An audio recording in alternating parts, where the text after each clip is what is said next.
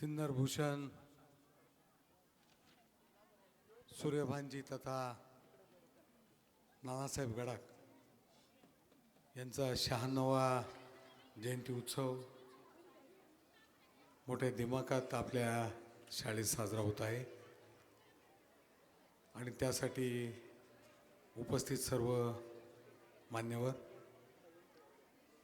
ज्यांनी निमंत्रण दिलं आणि ज्यांच्या निमंत्रणाला मान देऊन मी इथं उपस्थित झालो ते माध्यमिक लोकशिक्षण मंडळाचे सचिव आदरणीय राजेश भाऊ गडाख,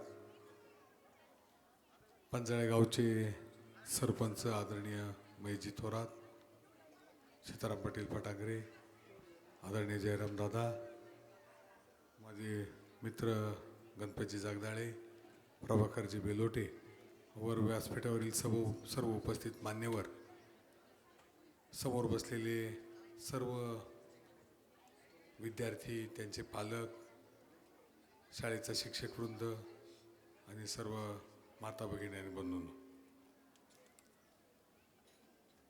या सिन्नर अवर्षणग्रस्त सिन्नर तालुक्यात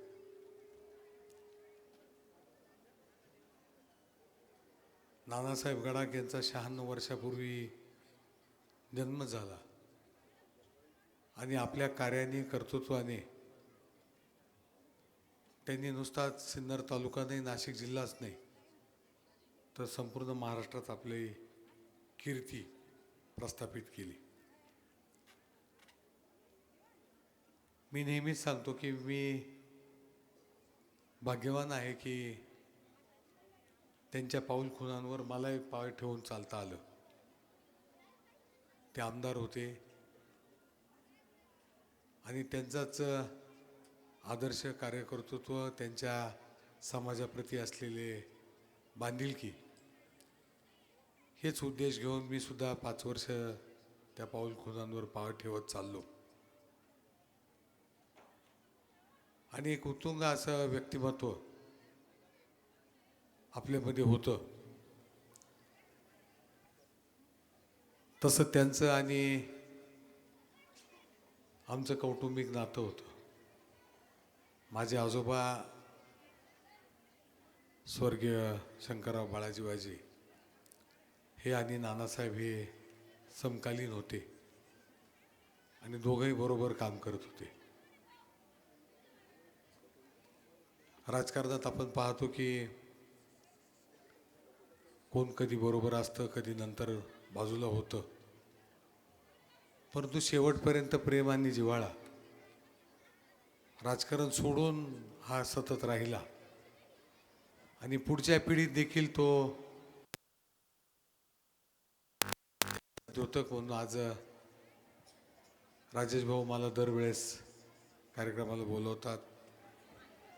माझ्या राजकीय वाटचालीस कायम मला सहकार्य केलं, मदत केली. हे मला वाटतं की हे मागच्या पिढीचे ऋणानुबंध ते पुढं चालवत आहेत आणि म्हणूनच या माळरानावर जसं नानासाहेबांनी औद्योगिक क्रांती केली त्याच पद्धतीने शैक्षणिक क्रांतीसुद्धा त्यांनी इथे केलेली आहे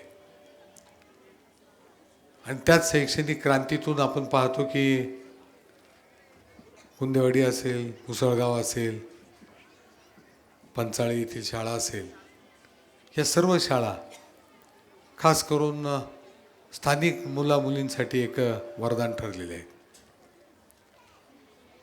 मुलं शिक्षण घ्यायला पुढे जाऊ शकतात, कुठे जाऊ शकतात, परंतु ग्रामीण भागात मुलींचं शिक्षण पुढं जाणं खूप अवघड असतं आणि ह्या ज्या संस्था चालल्या, या संस्थांमुळे मुली शिकल्या, मोठ्या झाल्या, पुढे गेल्या आणि म्हणून स्त्री शिक्षणामध्ये जो महाराष्ट्र पुढं आहे त्याच्यात हे जे कर्तृत्वान मागच्या पिढीचे लोक होते त्यांना आपण नमन केलं पाहिजे, त्यांची आठवण सतत ठेवली पाहिजे आणि म्हणूनच हा जयंतीचा कार्यक्रम यावर्षी 96वा जयंतीचा कार्यक्रम साजरा होत आहे.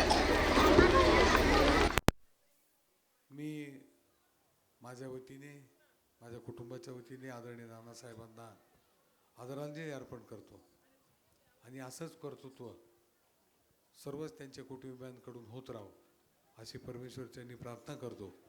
आणि त्यांनी जे रोप लावलं त्याचा वटवृक्ष झाला, तो अजून मोठा होत जाओ आणि त्यांची सर्वांची कीर्ती नानासाहेबांनी इतकीच मोठी हो ही परमेश्वरच्यांनी प्रार्थना करतो. माझ्या वतीने शुभेच्छा देतो. थांबतो. जय हिंद, जय महाराष्ट्र. धन्यवाद सर, तुमच्या शब्दां